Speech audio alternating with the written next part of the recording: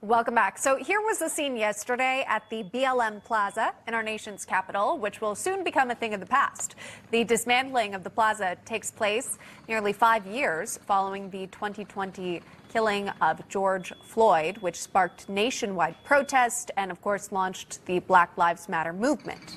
The bill was introduced last week by Georgia Congressman Andrew Clyde, which threatened to withhold the district's funding unless that enormous mural was removed and the plaza was renamed Liberty Plaza. Now, in its place, D.C. Mayor Muriel Bowser announcing that students and artists will create new murals as part of the D.C. America 250 project to celebrate America's 250th birthday next year. So again, the mayor making what appears to be somewhat of a concession to President Trump and Republicans in the House, as the two of them have been at odds for years. Here's, in fact, what she said about President Trump back in 2020. This was, of course, at the height of the BLM protests. The federal government and everybody who works for it swears an oath to the Constitution of the United States that allows Americans to peaceably protest, to exercise their First Amendment rights. And what I witnessed, from what I could see, what I think the world could see, is that those people were peaceably protesting. And the specter of federal police or other, releasing munitions to clear the way so the president could make a political statement is abhorrent. He threatened to release vicious dogs on the people of the United States in Washington, D.C. I think they made up their mind then that they were going to use Washington, D.C. As a theater to put on a show for the rest of the United States so that other American mayors and governors would fall in line. So that was then, and this is now. Of course, in the time since, we had seen the protests turn violent and destruction take place at federal buildings. And here it is, construction crews ripping up BLM Plaza. They're going to make this now a thoroughway, so a two-way road. Traffic will be able to now pass through. For more on this, we're pleased to be joined by Georgia Congressman Andrew Clyde. Congressman, welcome to National Report. Okay, talk about a setup, right? This almost seems years in the making here, and perhaps it was really encouraged following your legislation. What's your reaction to what's happening at BLM Plaza? Well, thank you for having me on National Report. I'm very thankful to the mayor for for supporting my common sense effort.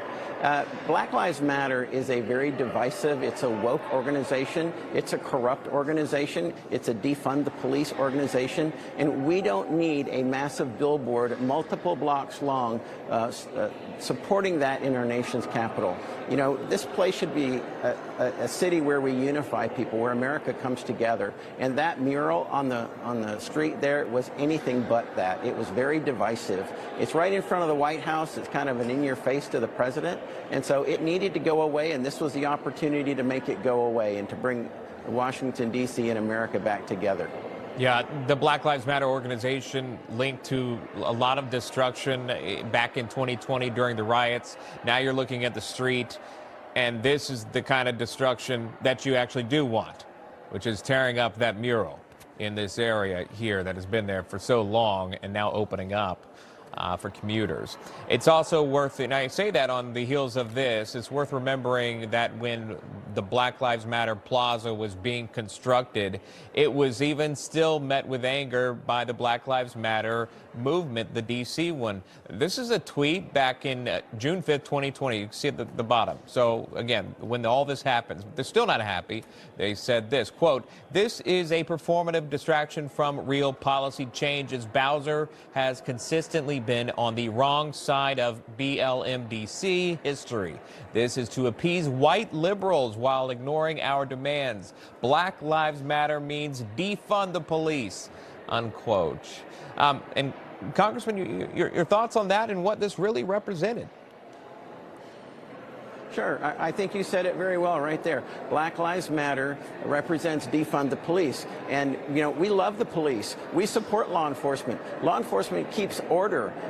And as you have seen in the capital city, a massive increase in crime. Well, that's because law enforcement is not appreciated and not respected. But law enforcement needs to be appreciated and respected and funded. And that's exactly why this mural, this Black Lives Matter statement, this slogan needs to be completely removed from Washington, D.C. And that's what we're doing. I'm thankful again to the mayor for supporting this effort, and I look forward in a few weeks to seeing that bright and beautiful street with no slogan on it. All right.